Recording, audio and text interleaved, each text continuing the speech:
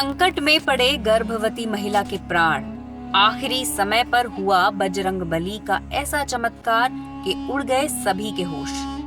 जीवन में जब प्रभु का साथ हो तो जीवन की हर समस्या छोटी लगने लगती है। प्रभु का साथ हो तो सारे कष्ट व चिंता पल भर में समाप्त हो जाती है। ऐसा ही एक चमत्कार हुआ ऋषिकेश गंगोत्री राष्ट्रीय राजमार्ग पर, जहां अभी कुछ दिन पूर्व भयानक भूस्खलन हुआ। पूरी की पूरी सड़क मिनटों में धराशायी हो गई, जिसके कारण छोटी बड़ी गाड़ियां, बसें, घर, मकान व दुकान सब कुछ समाप्त हो गया। देखने वालों ने ऐसा भयावह दृश्य कभी नहीं देखा था। किसी को कुछ समझ पाने का मौका तक नहीं मिला। घटना के तुरंत पश्चात सरकारी व बीआरओ के समूह बचाव कार्यों में लग गए। एसडीआरएफ समूह घायल लोगों को अस्पताल ले जा रही थी। पुलिस के साथ मिलकर सभी बचाव समूह कार्यों में लगे हुए थे।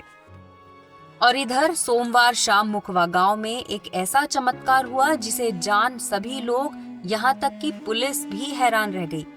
मुखवा गांव में शीतल नाम की महिला गर्भवती थी। उसके प्रसव का समय आ चुका था। परिवारजन तुरंत शीतल को गाड़ी से अस्पताल लेकर जाने लगे, परंतु जब वो गांव से बाहर निकले तब उन्होंने देखा कि सड़क तो भूस्खलन के कारण धराशायी हो चुकी है और आगे जाने का मार्ग बंद है। गाड़ी तो दूर, कोई व्यक्ति पैदल भी वहां से सड़क पार नहीं कर सकता था। परंतु शीतल का जल्द से जल्द अस्पताल पहुंचना बहुत ही आवश्यक था। जब कोई मार्ग नहीं मिला तो शीतल के पति महेश ने सड़क पर घूम घूम कर दूसरे अस्पताल का पता लोगों से पूछना शुरू किया, लेकिन वहां कोई अस्पताल नहीं था। महेश ने पुलिस व बचाव समूहों को फोन करके सहायता हेतु बुलाने का प्रयास किया। पुलिस की ओर से कोई संतोषजनक प्रतिक्रिया नहीं मिली। महेश परेशान हो चुका था। उधर शीतल बहुत कष्ट में थी। महेश ने सारी बात जाकर गाड़ी में बैठी शीतल को बताई कि सड़क ढह चुकी है और आगे जाना असंभव है। तब शीतल ने कहा, जब कोई मार्ग नहीं होता तब बजरंग बली मार्ग बनाते हैं। आप बस उनसे प्रार्थना करो, वो सब कुछ ठीक कर देंगे।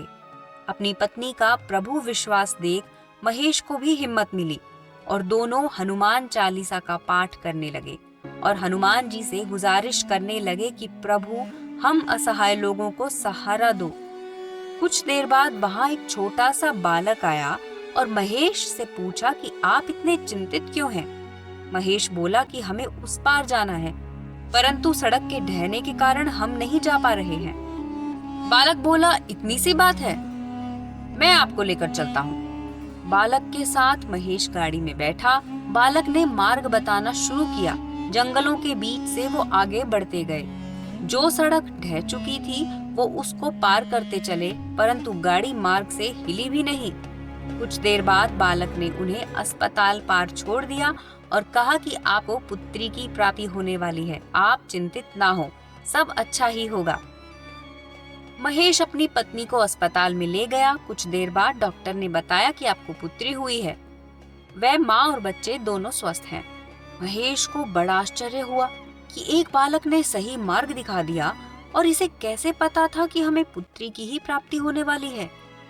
महेश ने तुरंत बाहर जाकर बालक को खोजा, परंतु बालक लुप्त हो चुका था।